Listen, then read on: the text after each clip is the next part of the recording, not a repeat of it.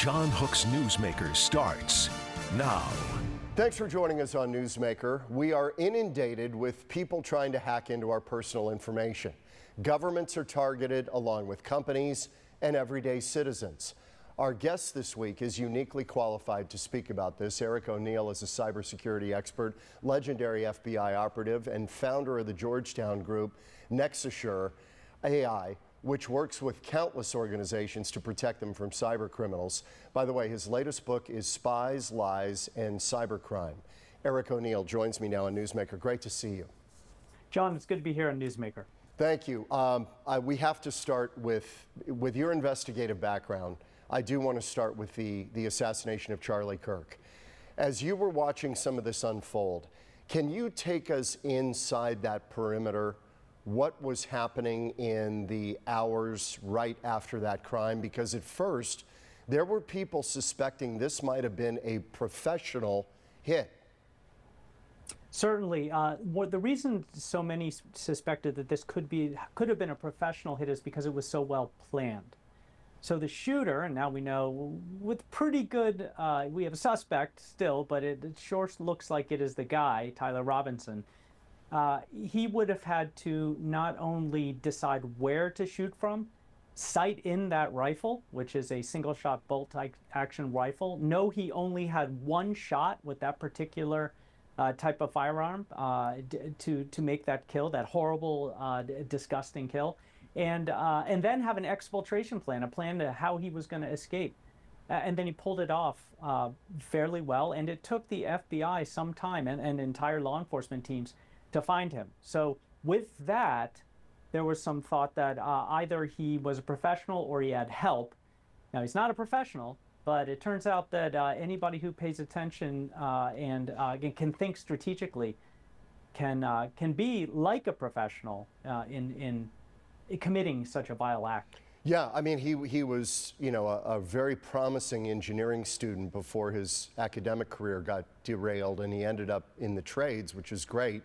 But he was a smart guy, he's a very intelligent young man. I'm just curious, do you suspect that he scoped out that site ahead of the shooting, and that there might even be surveillance that we're not told about yet of him scoping out that rooftop? Yeah, John, that's a good point. I do suspect that he did scope out the rooftop. He would have had to measure the distance from where he wanted to shoot to where Charlie Kirk would be. So he would have had to do some advanced intel. Otherwise, he wouldn't have sighted in his scope right, and he might have missed that shot. You can't just, maybe to 100 yards, you could have taken that shot with a very high chance of hitting, but that was a 200-yard shot, and he would have at least had to sight in the scope, which means he would have had to know that it was 200 yards. Otherwise, he just got incredibly lucky with the shot, and it looks like that was more skill than luck. In these cases, he had 3 unspent cartridges still in the rifle, one that had been spent. The fact that there was only one shot, that led some to believe he's a professional, that he only needed one. So why the other 3 bullets in there? What do you think that was about? Well, maybe he thought, maybe it's because he's not a professional. I was questioning why a shooter would use a bolt-action rifle. So with a bolt-action rifle, in order to load his second shot, he would have to work the bolt forward, eject the shell from the round that he just fired, and then pull it back to chamber a new shell, reset, resight, and then fire again. In the time I said that, Charlie Kirk's close protection team would have swarmed him and pulled him out of harm's way before the shooter could have shot that second shot.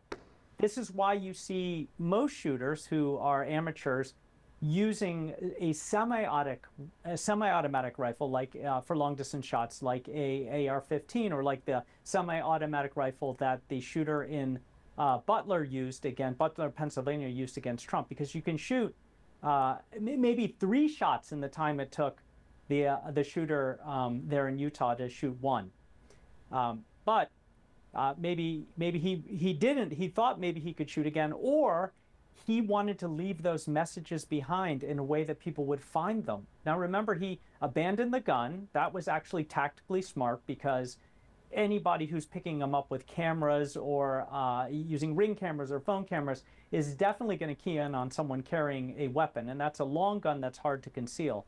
But he wrapped it in a towel and he left it somewhere where I was pretty clear that law enforcement was going to find after the shooting. So I suspect he wanted to leave those messages behind that he wrote on those 3 unfired bullets. Since you're a cybersecurity guy, the digital footprint from this guy is incredible. The conversations with his roommate, which I'm sure you've read, it pretty much gets at motive, at intention. This has changed investigative work incredibly, has it not, in the last 20 years, the digital footprint that everybody seems to leave behind? Certainly. The first place I start as an investigator when I do deep dive diligence for companies and clients is social media and open media and places that I can get into. Now here, the FBI was able to get into this particular individual's Discord account, which is one of the broad, long-lasting thread chat functions. They were able to use that to find individuals that he knows, and now the FBI is actually using it not only to create a chain of evidence against the shooter, the suspect, but also to determine whether there were co-conspirators, people who knew about this ahead of time, people who helped him plan it, or people or organizations that gave him aid and support. Now, these are all allegations. None of it has been proven true, at least nothing that has come to light. You have to run those down. But that is something the FBI desperately wants to know. Was he alone or did he get help? Eric, when people think that they have encrypted stuff on their phone, is it that simple? Or can you guys bust it? Yes, with certain companies and certain devices, the FBI can break encryption. For information that is purely stored on, say, your iPhone or other phones that are protected with encrypted security, it's more difficult for law enforcement. But this individual wasn't just saving things on his phone or computer. He was using public chat rooms. You know, these are private to those who join the chat room, but Discord cooperated fully with the police. And when they learned that his roommate, who he was apparently having a romantic involvement with, had been discussing this with him, the FBI was then able to move over and talk to the roommate who was fully cooperating.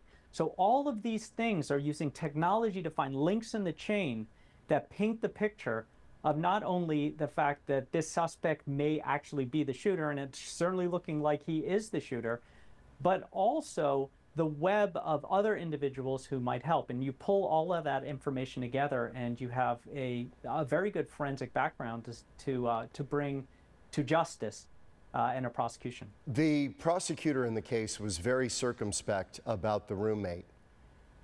Do you guess that that roommate will eventually be charged? What does your gut tell you?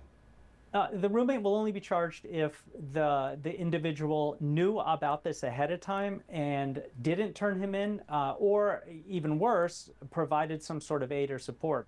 From what I've heard from the different reports from FBI law enforcement and the governor and the Utah governor, they don't think that the roommate was involved, although the roommate remains a person of interest. As long as they're saying person of interest, there's a possibility that in the future they could be bringing some sort of charge against that person. Eric, we watch these cases come and go on the news all the time, and it strikes me that between the advent of DNA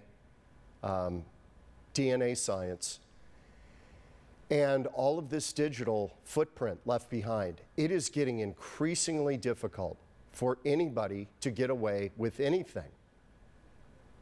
That's true. We live in a monitored society. Just the simple fact that everyone has the perfect recording device in all of our pockets and pulls them out and records everything that happens, your cell phone. The FBI was able to go around and pull cell phone footage from all of the people that surrounded that event. You know, the people in the crowd, neighborhoods, ring cameras. They were able to track not only how the shooter arrived, but exactly how he left and what direction he went. And that's why contemporaneous with the shooting, when I was doing media, I was saying they'd have him within 24 hours. Now, it took them 33, but I was pretty close. There was also be using a tip line, and in the tip line, anyone who thought they might have good information was sending it in. to law enforcement, and then that's extra information they can use. So yes, in a monitored society, it's almost impossible to stay off the grid unless you move out to the mountains somewhere and don't have an internet access. Eric O'Neill is our guest on Newsmaker, national cybersecurity expert, author, former FBI spy hunter. And when we come back on Newsmaker, we're going to get into that. How you brought down your boss, Robert Hanssen, at the FBI in one of the most serious, egregious spy thrillers that we've ever seen. It was one of the biggest disasters for U.S. Intelligence. He was selling secrets to the Russians about our nuclear response. We're back with Eric O'Neill in a moment on Newsmaker.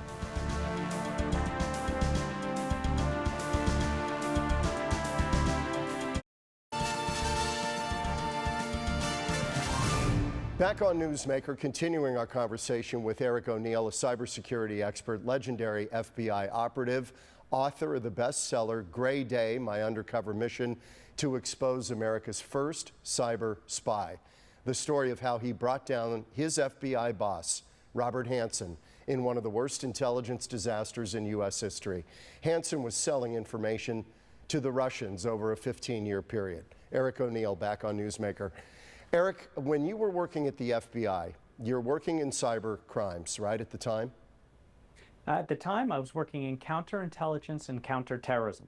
So there wasn't a robust cyber crimes division back in the day as they're catching Robert Hanssen, because we're both going back in time to the year 2000, December of 2000, when I was asked to go undercover in FBI headquarters to catch him, and what quite possibly is the most unique case the FBI has ever run. Did you know at that time that your boss was the target of this? And how would you possibly work with him every day with what you knew? So going into the case, I was assigned to work with Hanssen specifically to catch him. My overt job, the job that Hanssen believed we were doing, was to build cybersecurity for the FBI. And that was the job that Hanssen was given in order to create a trap for him in FBI headquarters. My covert job was to gather information that would lead to a forward notice of when he would make his final drop to the Russians, so we could be there ahead of him and catch him red-handed, so that we could prosecute him to the fullest extent, and most importantly, get him to tell us everything he'd done for 22 years of being the top spy in the intelligence community, so the FBI could fix it.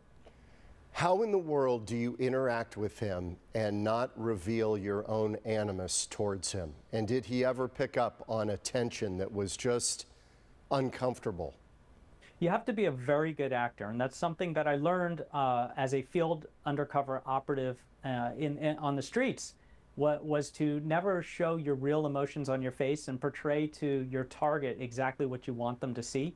Hanssen was also excellent at this, so it was really a game of spy versus spy, and the best spy was going to win.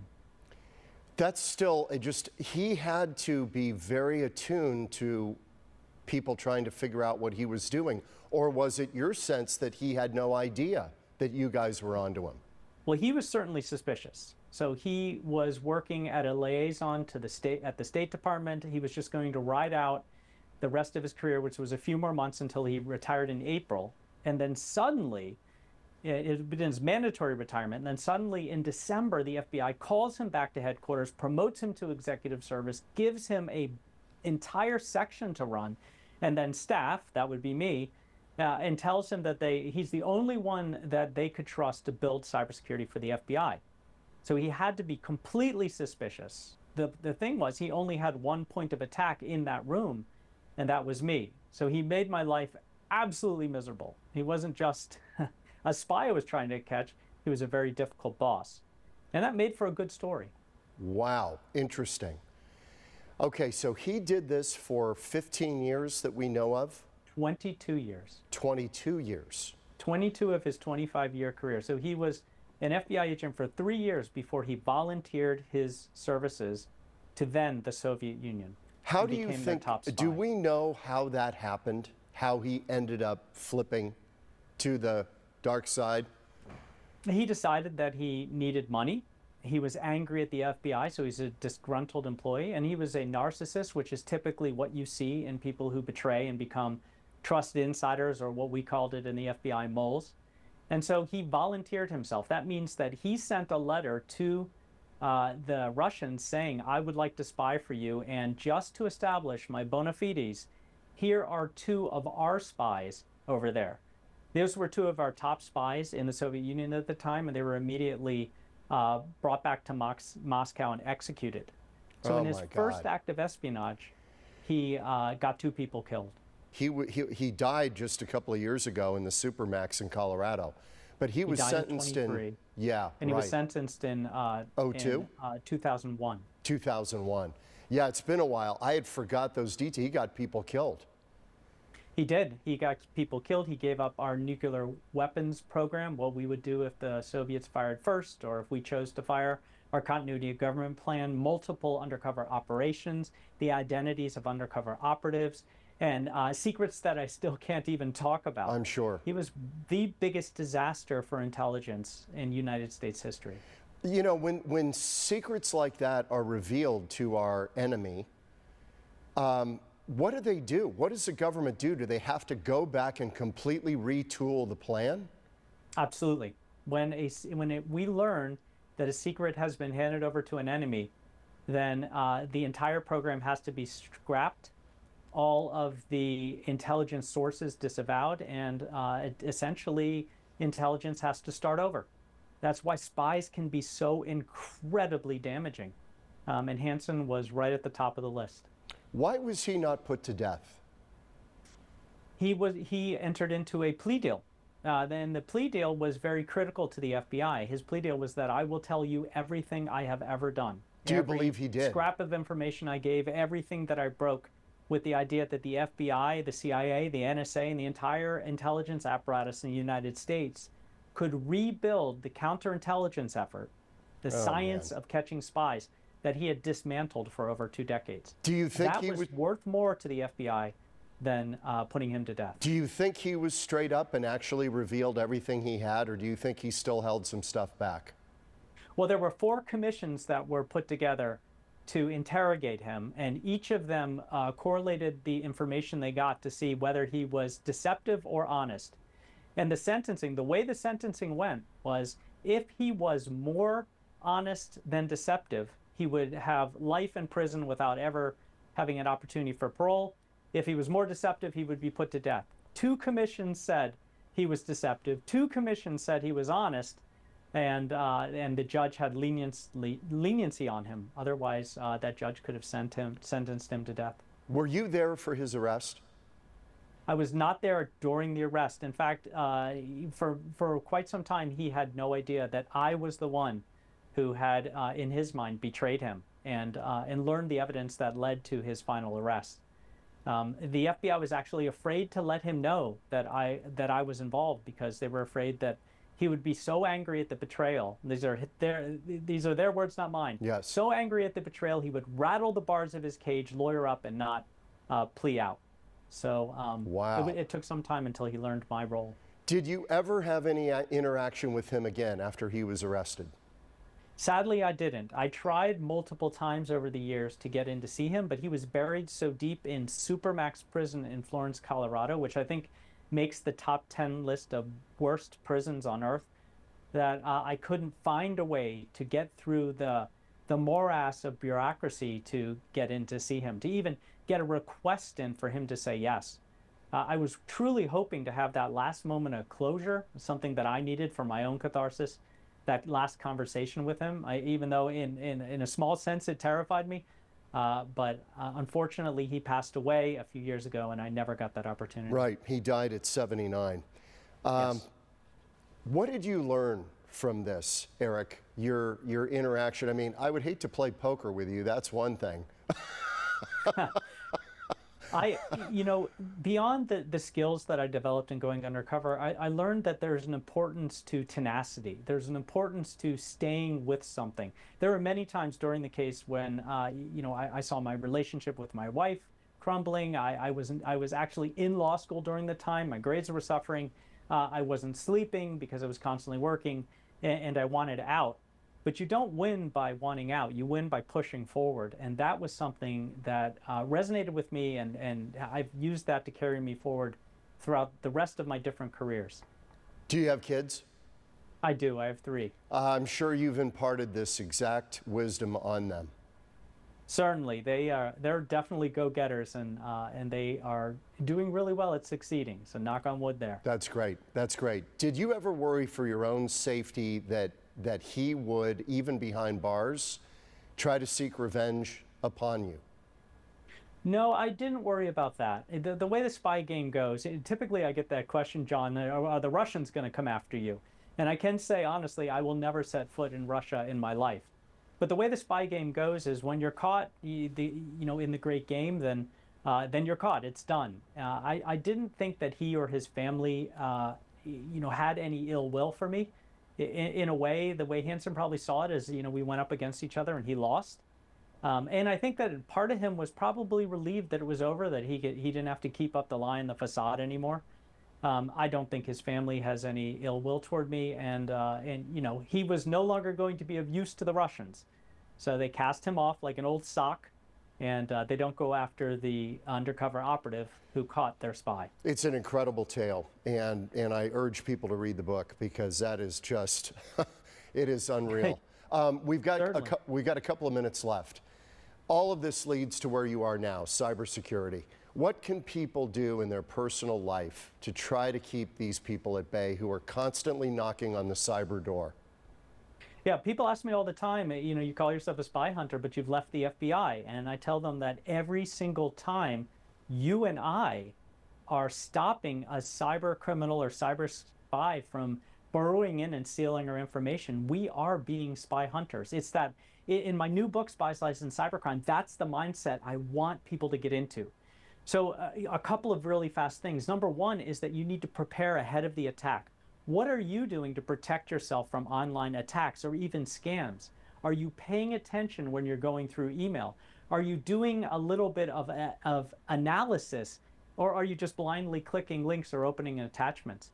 Are you being incredibly cautious with your social media?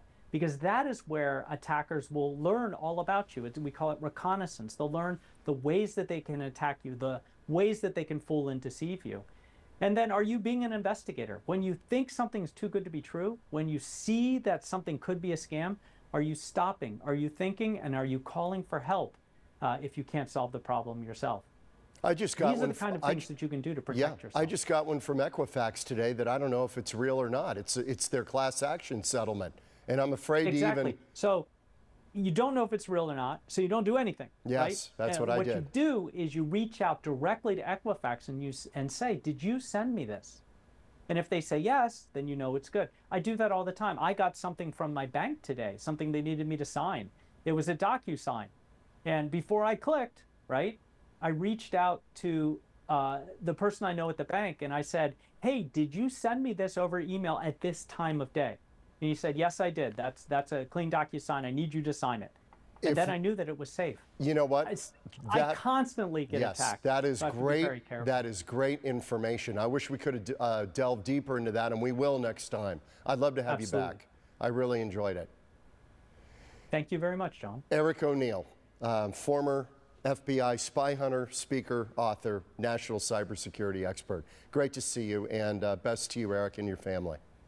Best to you too, and look forward to our next interview. We'll do it again. Thank you, Eric O'Neill. We're back in a minute on Newsmaker.